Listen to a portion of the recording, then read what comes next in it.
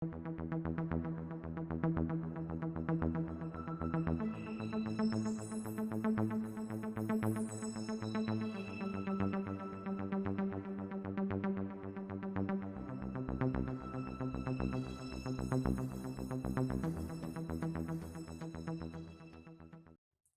guys, Matt from Mr. Matt's Arcade here. Today I'm going to show you an overview and instruction video of my two-player stand-up cabinet. So we have your on-off switch on the top right here. Takes a minute to boot up.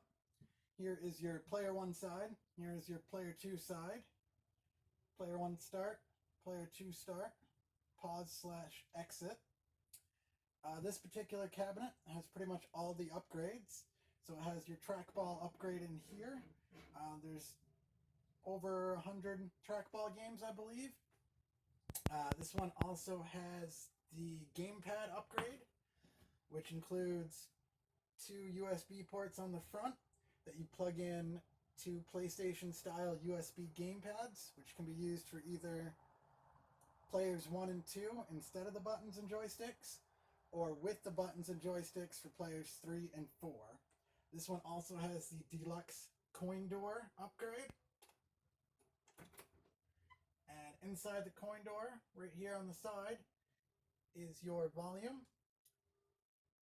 This one has the speaker upgrade. So in here's your amp. You have a volume knob, a bass knob, and a treble knob. Also has a removable coin tray to catch your quarters if you set it to take quarters. So let's go over the upgrades this model has real quick. So this one has the 27-inch monitor, which is the largest monitor that'll fit. The other monitor options are a 24-inch and a 19-inch. And this one went with the upgraded colored T-molding. It comes stock with black, or you can upgrade and get different colors. I really personally like the colored T-molding. I think it really makes it pop. Adds some nice contrast to the black cabinet.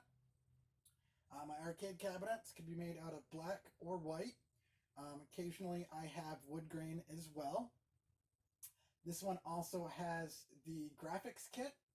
I only offer one graphics design for my stand-up cabinets, but it comes in different colors. This one is the blue graphics kit, which comes with the control panel graphic, the graphic bezel around the monitor, and the LED marquee, as well as the side art, which I'll show you a picture of.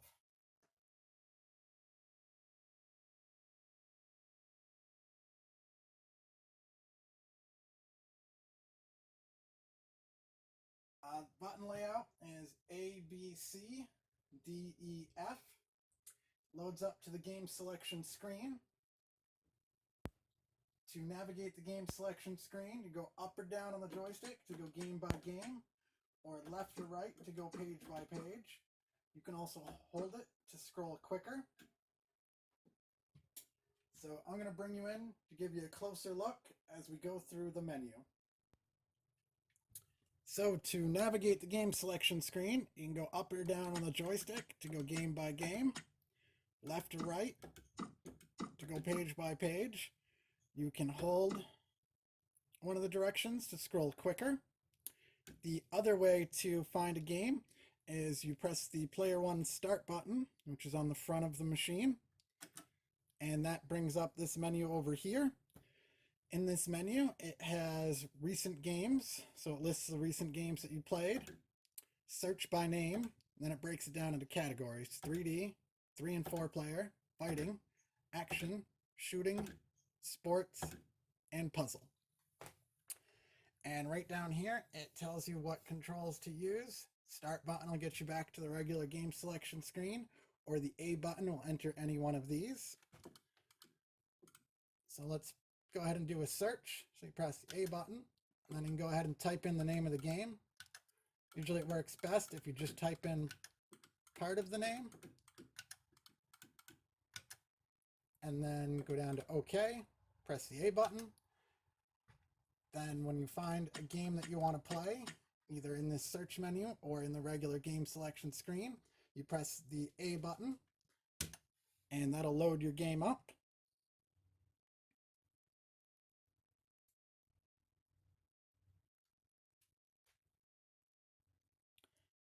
And then to start it, you press either player 1 or player 2 start button. And that'll start your game. A lot of the older games use the top row of buttons, A, B, C. Some of the fighting games and console games use all 6 buttons, A, B, C, in the bottom row, D, E, F.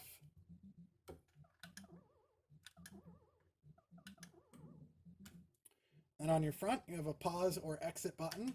That brings up this menu. Some of the games support save state and load state. If I did save state right now, exited out, came in later, did load state, it would pick up right where I left off. Then the other thing is the exit. To exit, you go down to exit and press the A button.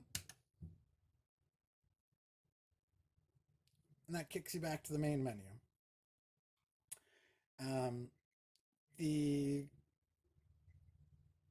system is running the Pandora's Box DX, which comes with 3,000 games stock, and then I've added about 400 or so extra games to it. The search function and category function only works on the stock 3,000 games. The other added games you just have to scroll to. Usually the quickest way is to get back to the front of the menu and scroll in the opposite direction.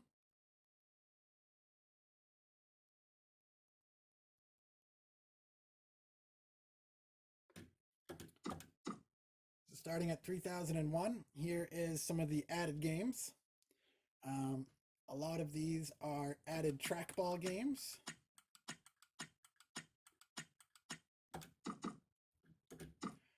And then some added classics that we're missing, such as Defender and Joust and games like that. And then some better versions of Mortal Kombat and NBA Jam and some other games. And then starting here is your added console systems. So we have Nintendo, Super Nintendo, Sega Genesis, and PlayStation 1 games.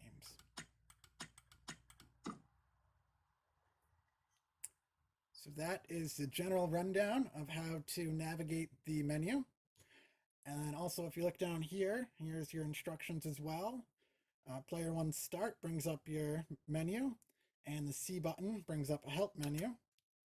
And that tells you how to navigate everything. Also, I'm going to show you the settings menu. So for that, you open up your coin or access door and either press the button on the side of the game board, or there is a hidden button up at the top right here. If you press that button, it'll bring you into the settings menu.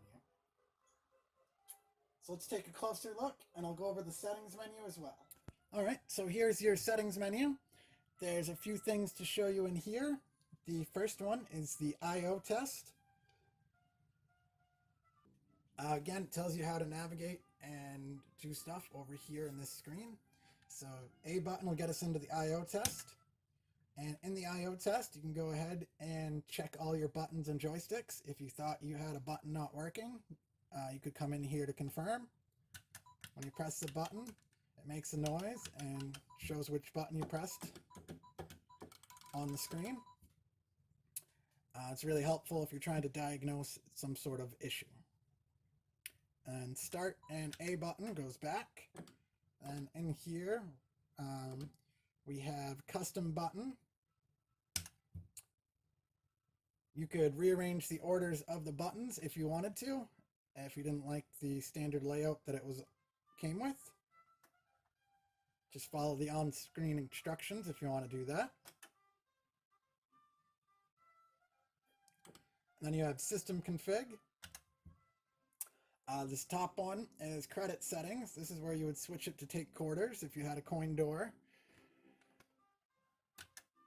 That's 1 quarter equals 1 credit, 2 quarters equals 1 credit, so on and so forth. And that's 1 quarter equals 2 credits, and back to free play. Other thing to show you on here is we have an auto exit feature. After 3 minutes, if you're not playing a game, it'll exit the game back to the game selection screen. And then we have quality optimization. That adds a smoothing filter.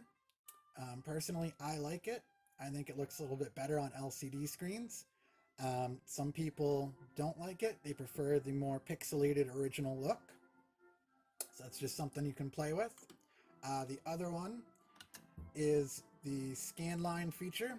It tries to recreate the CRT scan lines to make it look more like an authentic arcade cabinet with a CRT monitor.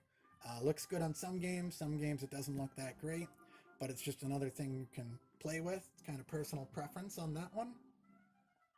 Other thing to show you is down here at the bottom, we have gamepad settings. This is where you would, if you had the gamepad upgrade, this is where you would set it if you wanted your gamepad controllers to be players 3 and 4, or if you wanted them to be players 1 and 2. Right now it's set to players 3 and 4, so players 1 and 2 would be the joysticks and buttons, players 3 and 4 would be the gamepads. And then if you switch it, right now it'd be set up so players 1 and 2 are the gamepads. If you wanted to use those instead of the buttons and joysticks for some of the console games, or you wanted to sit down or something like that. We're going to go ahead and put it back to players 3 and 4. And then we press start to go back. The other thing to show you in here is the game settings. In here, this applies only to the stock 3000 games, not the added games. In here, you can adjust the difficulty and lives of some of the games. You can edit the games list, and you can edit the favorites list. So I'll show you. A is difficulty and lives. For example, this one right now is set to difficulty 4. So you could change it 6, 8, 2. We'll put it back to what it was. But if you wanted to make some of the games easier or more challenging, you could come in here and play with the settings if the game supports it. Start goes back. The other one to show you is edit games, which is B. In here, you can display and hide games. If you wanted to narrow down the games list to only the games you would play, or if there was any on there that you didn't want your kids or friends playing, you could go in and hide them. So if you press the A button, it puts a little circle next to it. And if we restart the machine, if we save this and restart the machine, those games would not be present on the screen anymore. So let's go ahead and press B to display all. Let's turn them all back on. Personally, I like to narrow the games list down a little bit to more of the ones that I'll play often. But some people like to leave them all on so you can discover new games. It's really up to you. So then the start button goes back. The other one to show you on here is the edit favorites list. So you press the C button. If you go through and press A on the games, it puts a star next to it. And then if we save this and restart it, the games with the star will be at the very beginning of your games list. So that way it's nice and quick, easy way to find the games that you play the most often. So let's go ahead and turn those back off.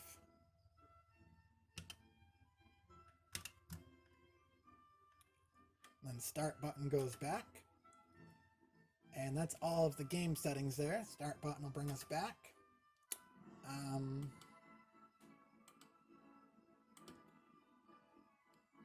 This one is the boot up movie. There's a video that plays at the beginning when you turn it on. I usually leave it off, but you can leave it on if you want. Then the other thing to show you, one thing to show you is factory setting. If somehow you've really messed up everything, you could do a factory reset, which would put the whole thing back to stock. Then the other thing to show you is when you're all done in here with any changes, you go to save settings and reboot. Now any changes you made would show up. So if we had marked some games favorite, they'd be right here at the beginning of the list. If you had hidden games, they would no longer be displayed. So that's pretty much everything to show you right there. One last thing to tell you guys about. When you're all done playing the machine, you want to exit out of your game, back to the game selection screen before turning the power off. It's possible that it would be okay to turn it off mid-game, but it's safest to back out first to the main menu, and then you can just go up and kill the power. There's no shutdown sequence or anything like that. You just want to be on this menu, and then you can flip the power switch, and now you're shut down. Thanks for watching, guys. That's pretty much everything you need to know to play my arcade cabinets.